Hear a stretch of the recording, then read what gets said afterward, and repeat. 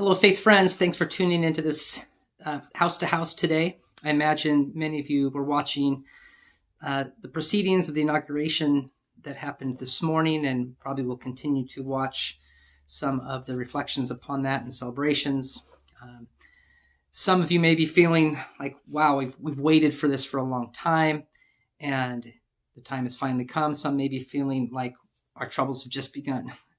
Regardless how you are feeling about that, we certainly have entered another new chapter of our country's history. And as God's people, we have an opportunity to shine a different kind of light and to maybe even repair a little bit of the reputation that God's people, followers of Christ, have been given over the last few weeks, especially.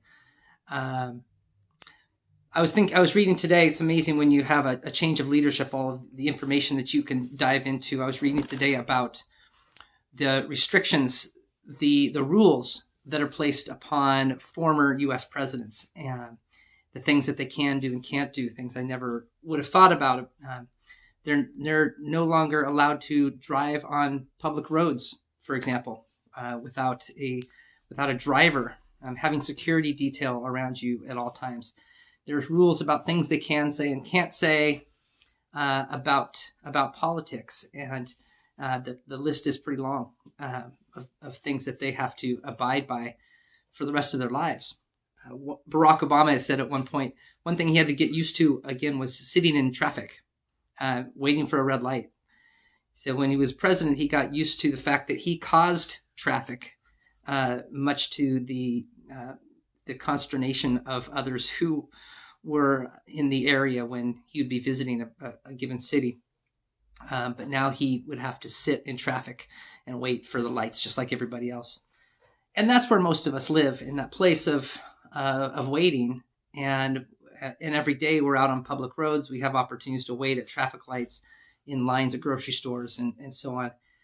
I was thinking about all of the opportunities we have in the ways that we are patient, which I am not the best example of, the ways that we are compassionate and graceful when someone makes a mistake, who might be that we might encounter during our days, the ways that we make use of the time that we weren't expecting to have to wait, and just remaining attentive to the ways that God has called us. That's a phrase, that remaining attentive is a phrase that caught my attention from last week's message that Jeff gave as we continue our series on evangelism.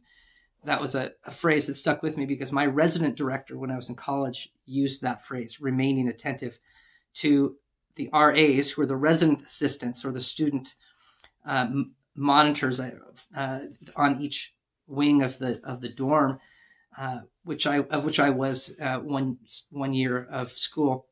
And they said RA could also stand for remain attentive. Just pay attention when someone's having a bad day, or someone's not coming back at night, or there's different ways that you can intervene. Think of it as a ministry. Think of it as an opportunity to help students that need it, that may be dealing with various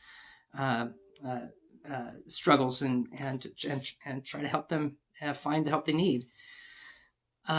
So remaining attentive has kind of come back to me again this week, and I'm trying to do that as well. We dive into the book of Joshua chapter 1, where Joshua too has to remain attentive.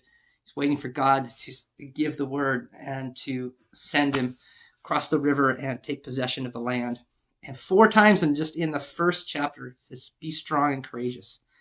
And with that, the line that comes back over and over in the Old Testament, but then again at the end of Matthew, when Jesus gives the Great Commission to go out and make disciples, says, "Remember that I will be with you always to the end." And God tells that to Joshua as well. Be strong and courageous. Wherever you go, I'll be with you. Just a reminder to know God's presence. And when we start from that place and we bring that together with remaining attentive in the places that we live every day, places we may have to wait, the people we may encounter that we didn't plan on.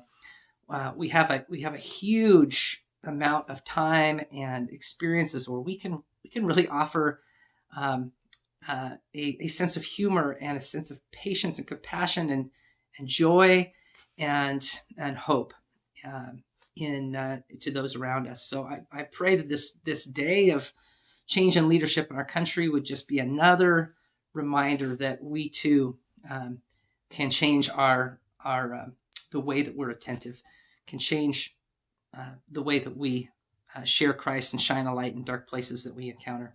Thanks for tuning in. I pray for each one of you. I pray that we too, as a church, can be unified around this sense of God's presence and a peace that passes beyond anything we can understand. Take care and have a great day today.